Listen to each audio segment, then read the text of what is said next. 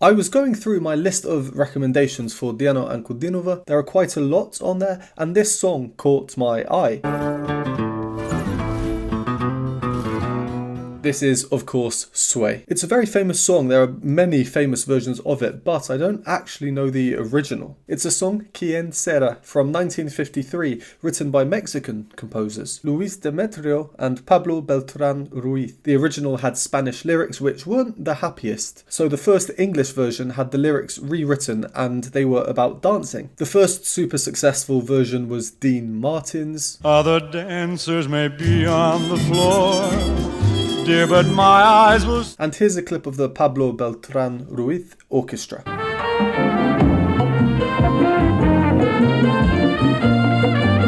Very cool, isn't it? There are several versions of Sway on Diana's channel. Well, more than several. I think there were about 9 or so that I saw. She must really love performing this, I guess. I obviously can't watch them before I make these videos, so I'm going with the version that has the most views, where it's just her singing. The thumbnail of a couple of others showed 2 people or even 3 people in one of them, so this should be just Diana singing. It's from July 2018, 6 years old. I forget how young she is, so here she would have been 15 years old, and this video is titled Solo Concert in Anapa.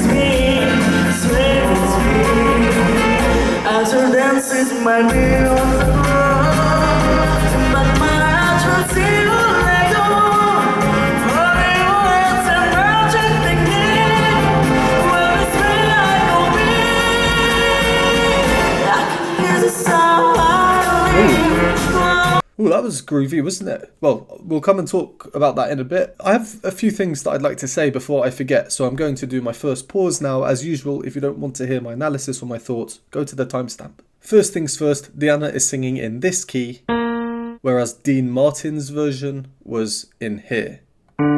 So Diana is significantly higher, which makes sense for obvious reasons. This arrangement here that Diana is using, it is different to Dean Martin's version. I'm just referencing that because that's probably the most famous, at least to me. But there are so many versions of this song, there's no point comparing this to other ones really. This one has very much more of a cha-cha-cha type style intro.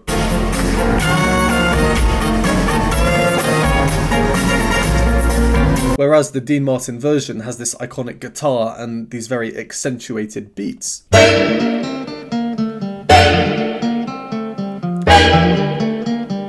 They almost kind of make you jump. Diana's performance here, this arrangement, it seems much smoother, a bit more relaxed almost, as we can see by her smooth dance moves. A little head movement. So this music, I do struggle to listen to it when not in the summer. If this came on where I live in the winter months, it just wouldn't feel right. I'm used to having heard this when I've been on holiday in the past in warmer countries. But the sound of the trumpets in this style and the lower woodwind instruments at the bottom of the texture with the syncopations, it just puts you in a good mood. I also really like another layer in there. It's like a piano, or well, it sounds a bit like a xylophone actually. It was this chromatic line starting on the root note, because this is the key that we're in, chromatically up and down. It creates this sort of swelling motion, I feel. It kind of increases the anticipation for the vocal entry when it does enter, and therefore it makes Diana's entry when it comes just that little bit more dramatic. I guess it is a backing track rather than a live band. I don't really have a way of knowing based on what I'm seeing, so if anyone knows, please let me know in the comments. She has a very nice attack on that entry. Power.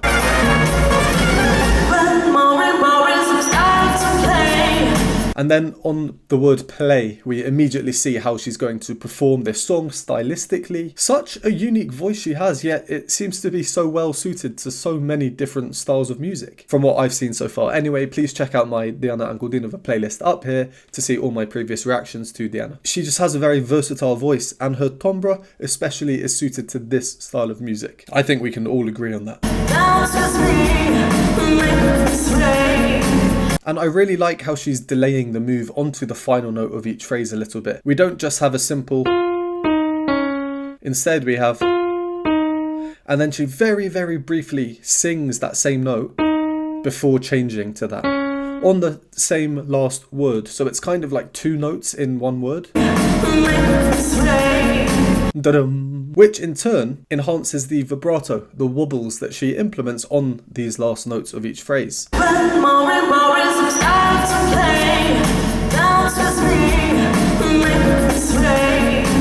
This is because we don't just have the wobbles from the vibrato, and vibrato in itself is technically the rapid movement between two notes back and forth, but we also have an actual different note sung first, like I just demonstrated. Like here. It's very groovy. I think groovy is going to be the word of the day for this video. Then for the next two phrases, instead of your typical vibrato, it's like she's almost doing a conscious move between two notes, up and then down, and that's it. The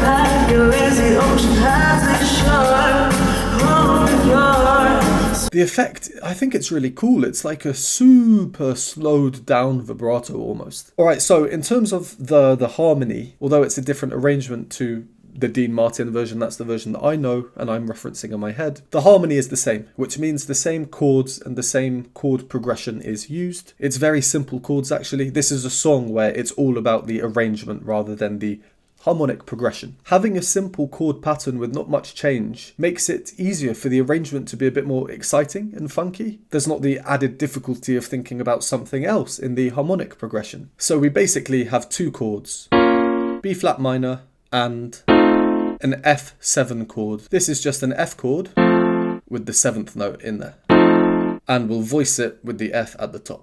If we put the melody at the top, which would be, then we get this, a diminished 7th chord, so that's why it sounds scrunchy, and then the final two notes are parts of this chord. Technically though, even with this diminished 7th chord, it is still an F chord. So you're getting this clash in there in the music somewhere. Then there was this bit, and we can't hear her low note because of the instrument playing. We'd expect her to go this minor 6th down. But the instrument, instead of, we get, which is a clash. So I think she does sing the note we hear in the instrument to avoid that clash. A little difficult to tell though. And then just after that, we get the first real sign of the most unique element of her voice. As her dances my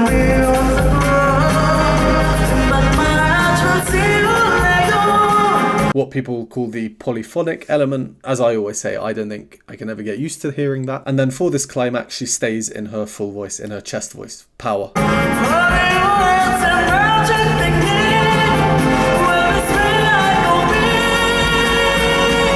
And that's where we got to, so let's carry on.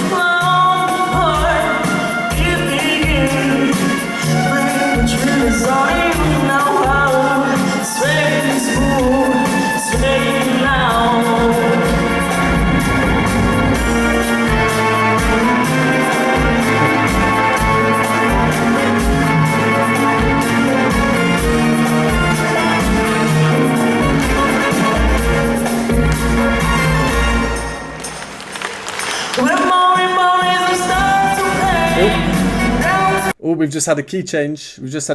So we've gone from to here. Just up a tiny bit. Just a few things I want to go over from that last section we just heard. Yeah, from where we carried on, this yodel, effectively.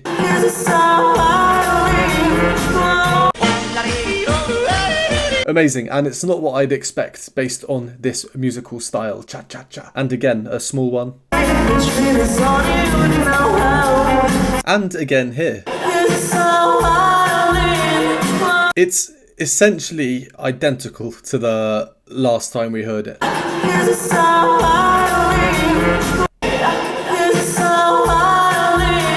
So much though that I've just spent the last 20 seconds jumping back and forth between the two to see if it's, I don't know, lip synced. Of course, I don't think it is, but I'm just, exaggerating to show how crazy accurate she is, especially when it comes to yodeling. It's crazy being able to replicate yodeling so accurately. It's reminding me of yodel time and the judges not turning around. If you want to see my reaction to that, please do check it out. Card up here. There was the nice little audience participation bit with the clapping in time to her feet. Yeah, quite catchy. When I said cha-cha-cha earlier, cha-cha-cha music is it's like a style. There was one thing in this arrangement, and I do apologise if this arrangement is just the backing track of another famous version of Sway. If it is, I'm not familiar with it. But there was something in it that I just can't unfocus from. It's this repeated note.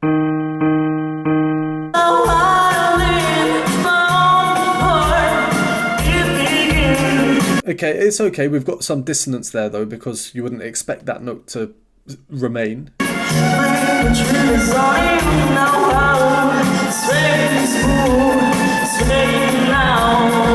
There again, it just causes quite harsh dissonance, but that's just temporary and I suppose quite quirky. Kind of like the arrangement at this point when she does some dancing.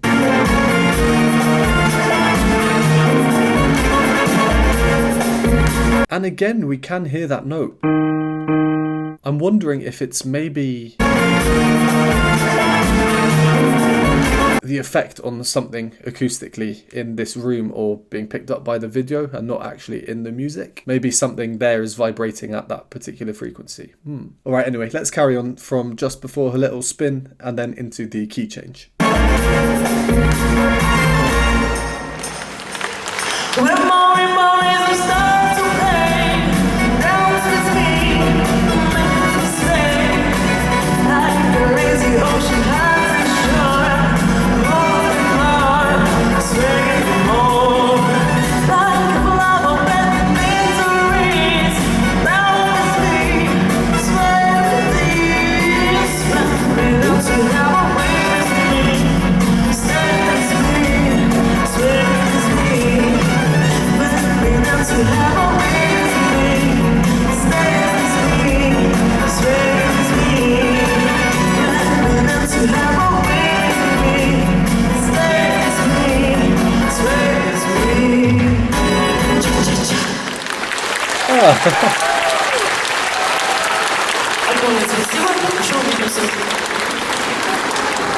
It's funny to see an audible cha-cha-cha that she finished with.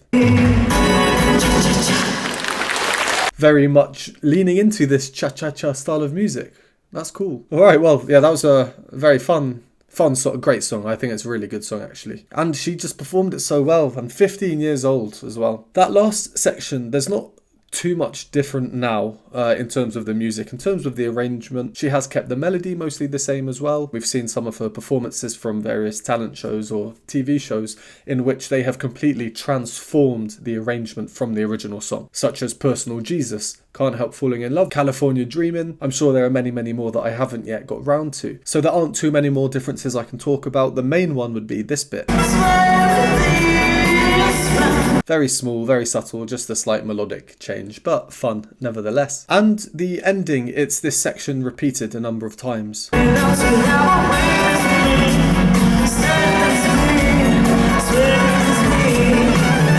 Because the music is repeated, I find myself focusing on the choreography a bit more. She's still, her feet aren't moving like they have been doing for pretty much the whole performance prior to this point. And because her feet are still, it then due to contrast, exaggerates the arm movement that then comes.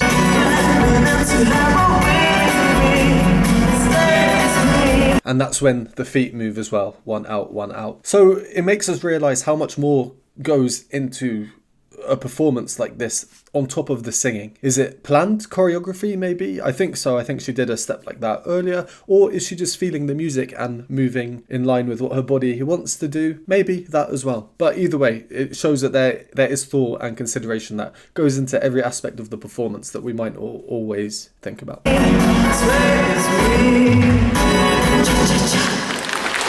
Yeah, really suits her voice well. The timbre in the lower register. Well, that was a fun one. I wonder what the other versions of this one are like on her channel. Like I said in the introduction, I did see about 8 or 9 of them, so I hope I've picked a good one here. I enjoyed it at least. I don't have too much more to say, so let's leave that one there. Thank you as always for watching. Would appreciate a like and subscribe. Comment down below other reactions by Diana you'd like me to do in the future. If you enjoy my content, want to support me, join the community, get access to exclusive perks, you can do so by joining the Patreon linked on the screen or the YouTube membership linked below, and I will see you next time.